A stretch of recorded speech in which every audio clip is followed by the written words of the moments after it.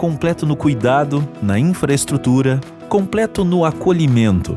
Nosso compromisso é se dedicar para oferecer a melhor assistência à saúde para a população, com atendimento de excelência e humanizado, equipamentos modernos e uma equipe capacitada. Tudo isso faz parte da nossa história. Atualmente somos o hospital que mais realiza cirurgias cardíacas no Espírito Santo. Contamos com uma unidade de terapia intensiva neonatal preparada para atender os casos mais complexos e delicados de recém-nascidos com alterações cardíacas ou respiratórias. Somos o primeiro do estado a oferecer o serviço de diálise com máquinas de proporção computadorizada aos pacientes com doença renal crônica, o único hospital com centro oncológico completo e de referência no tratamento contra o câncer. Os pacientes contam com um acelerador linear, equipamento para tratamento de tumores usando radioterapia e braquiterapia. Temos uma equipe especializada em cirurgias oncológicas e um setor de quimioterapia moderno, com conforto para os pacientes e familiares. Com investimento constante, outra especialidade que se destaca dentro do Hospital Evangélico é a neurologia e neurocirurgia. Com uma equipe permanente 24 horas por dia, oferecemos o serviço de AVC, unidade completa para tratamento de casos de acidente vascular cerebral, além da equipe de neurocirurgia, capacitada para casos de alta complexidade. Com 2 aparelhos de hemodinâmica, o hospital consegue realizar procedimentos minimamente invasivos, com diagnóstico e tratamento mais ágil e assertivo. O Instituto dos Olhos Dona Dalila é referência em tratamento oftalmológico desde 2009. Com o serviço, toda a população sul-capixaba não precisa mais se deslocar até a Grande Vitória para receber assistência, pois o Instituto oferece um serviço completo. Com equipamentos adequados e profissionais habilitados em diversas áreas da oftalmologia, o Instituto dos Olhos oferece atendimento ambulatorial, exames, cirurgias de catarata e pterígio.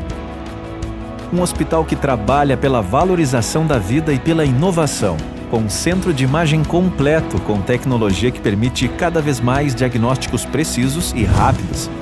Ressonância magnética, tomografia, ultrassom, raio-x, desintometria óssea, cintilografia, Doppler, endoscopia, broncoscopia e ecocardiograma transtorácico.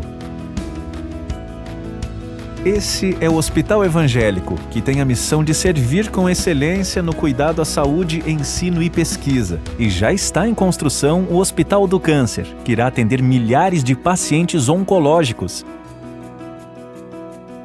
Para que tudo isso continue em constante evolução, é preciso parcerias que entendem e valorizam o trabalho do ESI.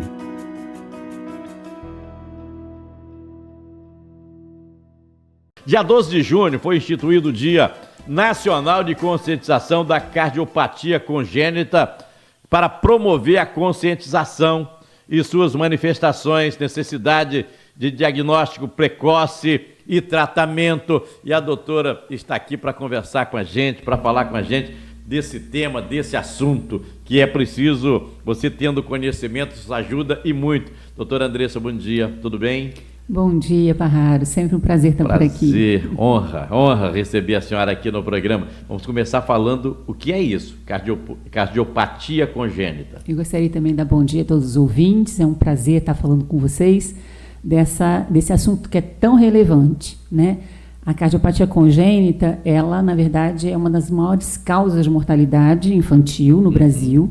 É muito importante quando o bebê está pequenininho. A gente sabe que, se não for diagnosticado e tratado precocemente, essa cardiopatia pode realmente levar esse bebezinho a óbito.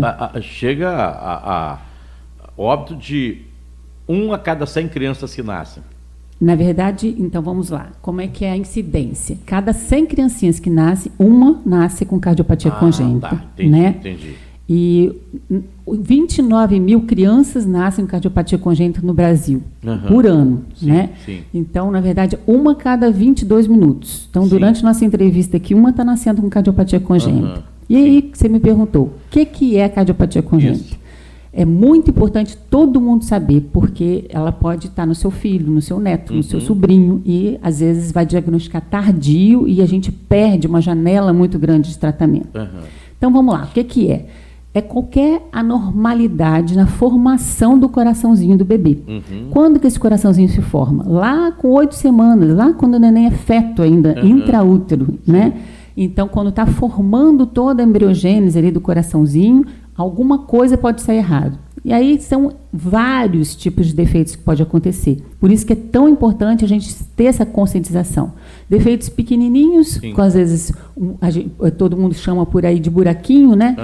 Que na verdade pode ser uma comunicação na parte de baixo do coração. A gente tem que lembrar um pouquinho aí lá das aulas de anatomia, de biologia da nossa escola, né?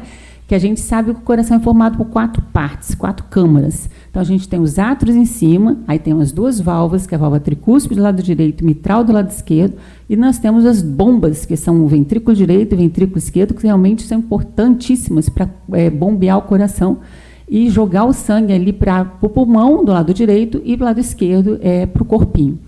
Então, a gente tem vários tipos de defeitos. Pode ser nas artérias, a artéria pode vir, às vezes, sem uma artéria, só com uma artéria. Pode vir com estenose, estreitamento, pode vir com problema na válvula, problema de um lado desenvolver, outro não. E isso é muito mais comum do que a gente imagina. Essas alterações, elas podem gerar vários defeitos, né? E várias consequências, vários sintomas que a gente vai dando uma conversada com isso durante a nossa conversa. Existe, por exemplo, exame que identifica isso antes do nascimento da criança? Existe. Então, assim, quando a grávida fazendo aí o pré-natal, a gente já tem alguns indícios, no ultrassom mesmo, né, lá do primeiro trimestre, que possa ser que a criança tenha uma cardiopatia, todo mundo tem que se alertar. Quais são esses? Tem uma medidinha que a gente faz aqui atrás do pescoço, o próprio médico que faz o ultrassom normal da grávida, que chama translucência nucal, que a gente fala que é TN.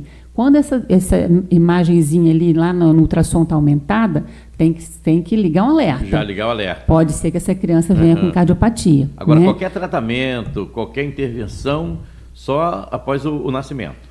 Depende. Tem cardiopatias muito críticas, por exemplo, como às vezes uma estenose muito importante da válvula óptica, que é a principal válvula do coração, que às vezes a gente pode intervir intraútero, mas é raro. Ou às vezes a arritmia, que pode acontecer no feto, a gente dá remédio para a mãe tomar, passar pela placenta e tratar o bebê intraútero. Então tem sim alguns tipos de problema que a gente já trata a mãe para passar para o filho e o neném já ir estabilizando dentro da barriga. Tratamento depois de nascido, só com intervenção cirúrgica ou não? Tem 3 tipos de tratamento, 3 linhas, né? Então, assim, o neném nasceu. Então, a primeira coisa é o diagnóstico, né? Então, se não fez o diagnóstico, como a gente estava falando, tem a translucência. Outra coisa que é interessante também no ultrassom é o ossinho nasal. Então, grávidas, quando fizer o ultrassom, lembra sempre de perguntar para o médico ou ver no seu laudo ultrassom morfológico se o ossinho nasal está completo ou se ele é pequeno, porque também é um indício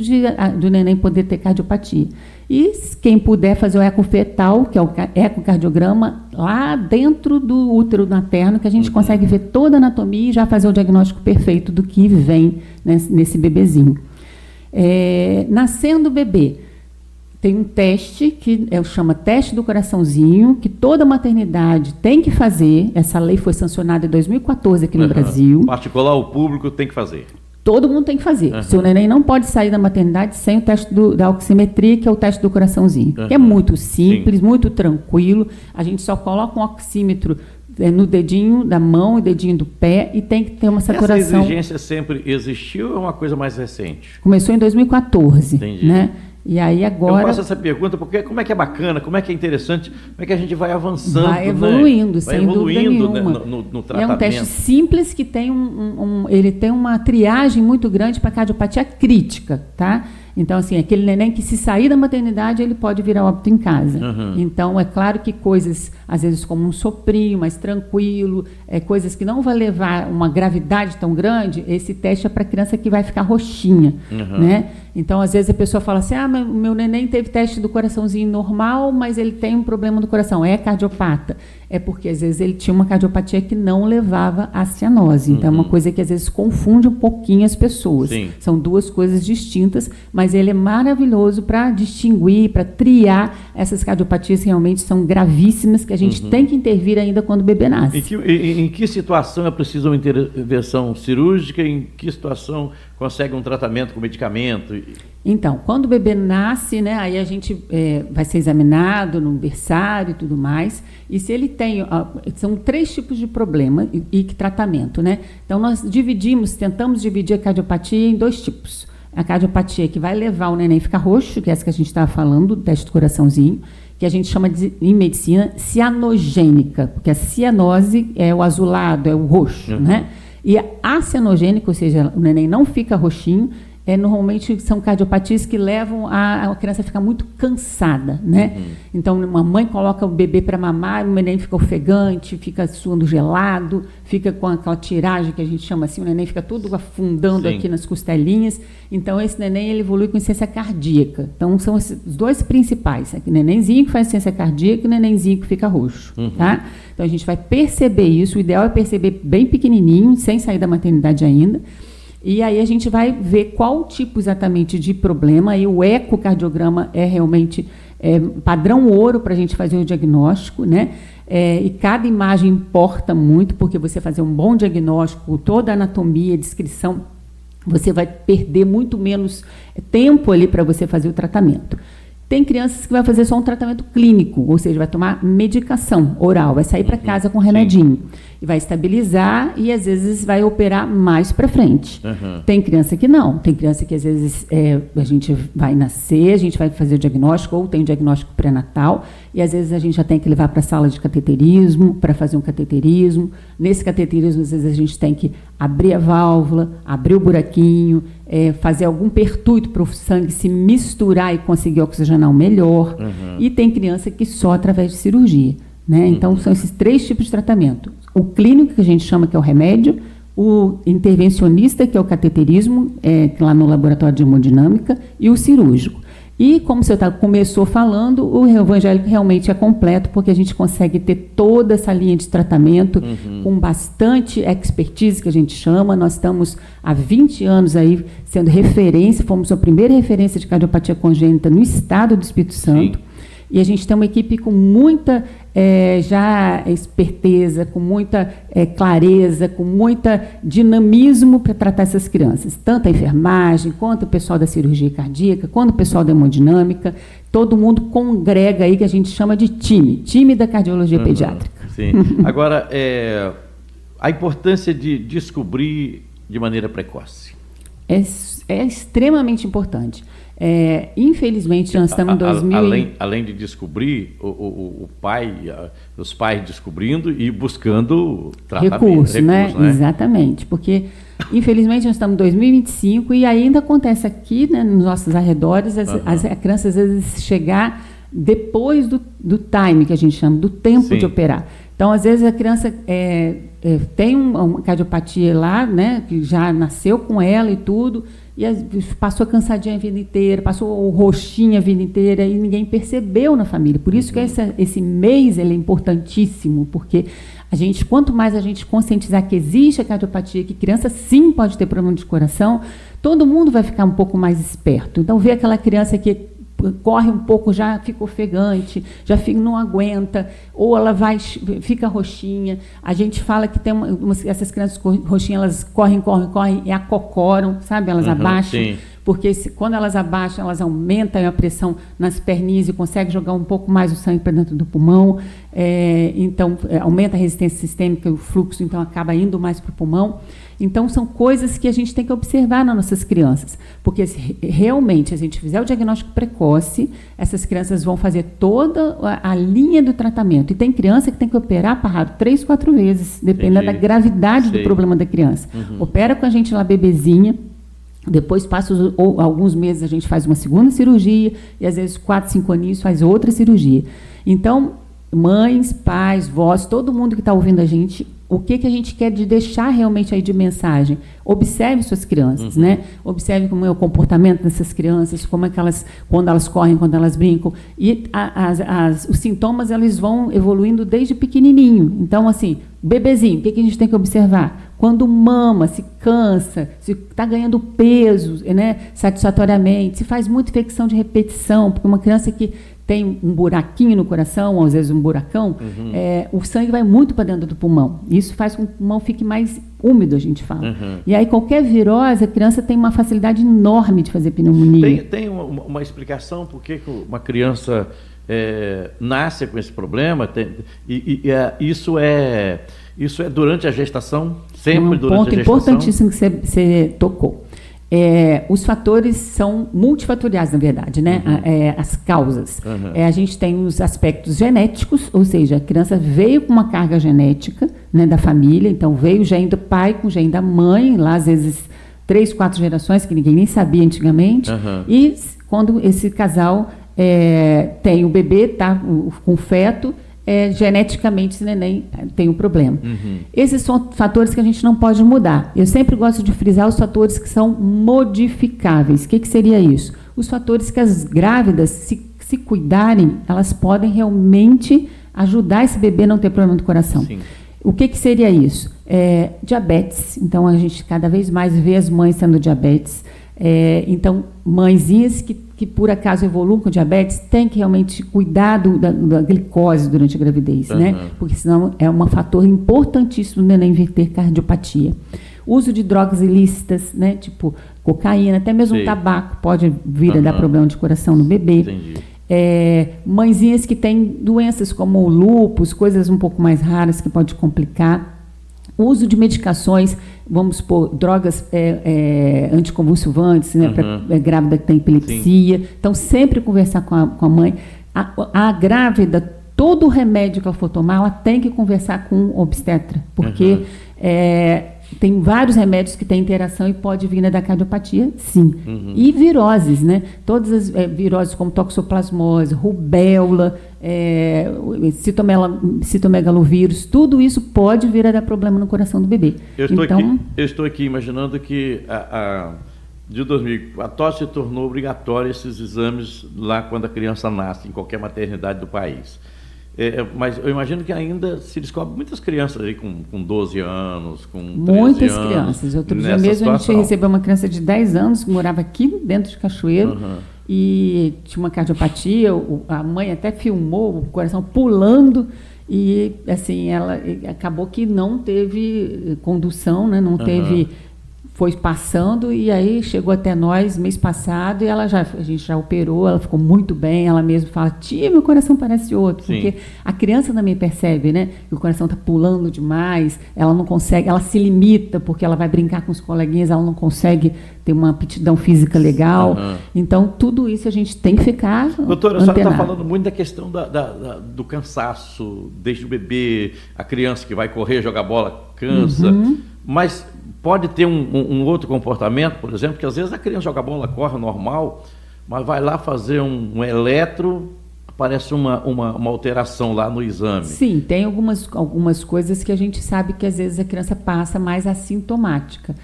Por exemplo, uma criança que tem uma válvula aórtica, que em vez de ser tri, ela nasce bivalvular, ou seja, em vez de ter 3 folhetos, 2 folhetos. Tem algumas coisas que são mais insidiosas, mas a maioria, principalmente as cardiopatias mais graves, tem bastante sintoma. Né? Sim, então dá para a gente perceber que a criança é diferente. Né? Então, antena e vai procurar o pediatra primeiro, o pediatra vai encaminhar para o cardiologista pediátrico e a gente vai dar sequência. Tem uma idade da criança ou do adolescente que aí fica mais difícil um tratamento, por exemplo, dessa doença num estágio mais avançado. Então, depende do que a criança tiver, do problema que a criança tiver. Por exemplo, se a criança, às vezes, tem uma cardiopatia, que algumas têm um tempo para você operar, um timing para você operar. Então, às vezes, uma criança que não era roxinha, se passa muito tempo, o pulmão ele fica duro e tudo, aí começa a ficar roxinha. Aí você perdeu o tempo cirúrgico. Entendi. Aí você está... infelizmente, condenando, entre aspas, a qualidade de vida dessa criança. Por isso que a gente, quanto mais precoce, o tempo importa. Quanto mais precoce a gente fizer o diagnóstico dessas crianças, muito maior qualidade de vida a gente vai dar para essas crianças. Vão ser adolescentes, adultos que vão ser saudáveis, podem engravidar. Então, faz muita diferença. Como médica conhecedora da área, a nossa população tem conhecimento disso que a senhora está falando aqui ou não? Não tem. Por isso que cada vez mais a gente tenta divulgar, por isso que agradeço demais o convite para vir aqui, porque quanto mais a gente falar da cardiopatia congênita, eu acho que a gente vai conseguindo minar isso por todos os pontos do Brasil, né? O Brasil é um país continental, então, infelizmente, tem áreas que a gente não consegue nem acesso à saúde. Então, às vezes a gente recebe, falando aqui do nosso local, do nosso mundo aqui, a gente recebe crianças, às vezes, do norte do estado, às vezes estados vizinhos, que a criança já está grandinha e não fez o diagnóstico, né? Então, temos que saber, temos que ficar antenados para poder a gente tem o que fazer. E isso todo crianças. Mundo tem tratamento, acesso, né? Não é uma coisa só para quem tem plano de saúde, para quem tem pago particular, não. Não, né? Isso é pelo SUS, a gente tem todo o ambulatório, tem toda a avaliação diagnóstica, na verdade, a cirurgia a gente tem aí 90 e tantos % de tratamento cirúrgico e internação, tudo pelo SUS lá no Hospital Evangélico. Que, aliás, é uma coisa que a gente precisa tomar posse, ainda nós queremos sempre mais, mas a saúde no sul do estado, e de maneira especial Cachoeiro, a saúde pública, por exemplo, ela vai muito bem. Nós estamos muito bem servidos dos hospitais, nós temos 3 hospitais aqui. Aqui a gente não vou tem nem falar do particular, né? não, vou falar dos 3 que são filantrópicos, evangélico, infantil e Santa Casa, vou nem falar do particular. Que prestam um serviço fantástico. Não, os 3 hospitais são de parabéns, eu acho que todo mundo tem uma meta e um sonho de cada vez mais cuidar dos nossos capixabas e estamos conseguindo. Eu acho que é um diferencial a saúde daqui. É diferencial. Esses dias, minha filha, eu tenho uma filha que mora na Itália, minha mais velha, e ela esteve aqui, ficou 20 dias aqui. Infelizmente, no último dia, ia embora, quebrou o dedo do pé. Aí ela foi para o Paulo Pereira, foi a porta de entrada, eu estava no trabalho na secretaria, me ligaram, eu fui para lá, e aí acompanhei todo o trabalho, não só o dela, mas de todo mundo que estava lá. Paulo Pereira, com atendimentos médicos dedicados, enfermeiro, de recepção, tudo muito limpo, tudo muito... E eu tomei até um susto, porque quando ela sai, a Luciana, que é diretora, ela falou, não, agora você passa na farmácia e pega o remédio. Estou acostumado a passar na farmácia e compra o remédio. Então, eu fui na farmácia e saí de lá com... Já com a medicação. Medicação, minha filha saiu de lá com a medicação. Eu fiquei encantado com aquilo lá. Claro que nós queremos mais, claro que nós queremos mais médicos, claro que nós queremos mais... Mas temos muito que agradecer, né? Porque nós estamos muito bem servidos aqui em Cachoeiro, a questão da saúde. Concordo. Sua fala final aqui para encerrar, a importância da conscientização e a gente confirmar que nós temos aqui o Hospital Evangélico completo, inclusive nessa área também. Eu gostaria de falar para os pais, né, para as professoras, né, para quem está em toda a comunidade em si, né, para as famílias. Observe seus filhos, né, eles são nossos bens mais preciosos. Então, às vezes, um olhar diferenciado para essas crianças vai fazer diferença na vida deles, porque, às vezes, a percepção que essa criança não vai bem por algum motivo, às vezes a criança está até desmaio, né, tudo isso que a gente falou, né, de cianose, de ficar roxinho, de cansaço. Se a gente faz o diagnóstico precoce, realmente isso daí vai importar em toda a definição da vida da criança. Então, a mensagem que eu gostaria de deixar é que realmente a cardiopatia congênita é uma doença que está aí no nosso meio, que a gente tem que prestar mais atenção às nossas crianças, porque quanto mais a gente fizer o diagnóstico precoce, essas crianças vão ter um tratamento linear, um tratamento adequado, e a gente vai poder possibilitar o sorriso que essas crianças ficam depois de operar, raro, não existe. Eu falo assim, que é uma dádiva a gente poder cuidar dessas crianças. Eu agradeço a Deus todo dia que eu levanto, porque elas nos trazem luz, elas nos trazem resiliência, força, elas são verdadeiros guerreiros. São assim, crianças pequenininhas, às vezes ficam com a gente até um mês, às vezes até mais, porque precisa fazer um monte de procedimento. E aí, quando vai embora, daquele sorrisão, aquele agradecimento, traz foto para a equipe, abraça toda a equipe. Eu gostaria também de aproveitar e agradecer ao meu time da cardiologia pediátrica, ao time que trabalha na UTI, ao time que trabalha no centro cirúrgico, na hemodinâmica, porque sem essa congregação de forças, a gente realmente não ia conseguir fazer diferença no sul do estado, no estado todo. Ontem a gente recebeu 2 crianças na madrugada, eu saí do hospital quase 2 horas da manhã, uma veio de Cariacica, outra veio lá de Colatina. Então, a gente poder disponibilizar isso para a nossa saúde e fazer diferença na vida das crianças realmente não tem preço, é muito valoroso. Então, eu gostaria de agradecer também as famílias, porque elas deixam para a gente, né, o seu bem mais precioso. Sim. E não é fácil de você levar uma criança para o centro cirúrgico, né? Às vezes você leva uma criancinha maior, é muito difícil para a mãe entregar na nossa mão aquela criança. Então, a fé que elas têm que essa criança vai entrar e vai voltar e vai ficar melhor, realmente é uma coisa de Papai do Céu. Eu gostaria muito de agradecer essa confiança toda no nosso trabalho lá no Hospital Evangélico e no estado todo, né? Eu acho que todo mundo, como você falou aqui, os 3 hospitais trabalham maravilhosamente bem. A gente recebe criança muito do hospital infantil para a gente dar seguimento no tratamento. Então, é uma conjunção aí de forças que a gente faz. Então, acho que cada vez mais para o bem da comunidade, o bem dos cidadãos e o bem das nossas crianças. Doutora, obrigado. Um abraço, bom dia. Obrigado. Eu que agradeço, Parra, a oportunidade. Um abraço no coração de cada ouvinte.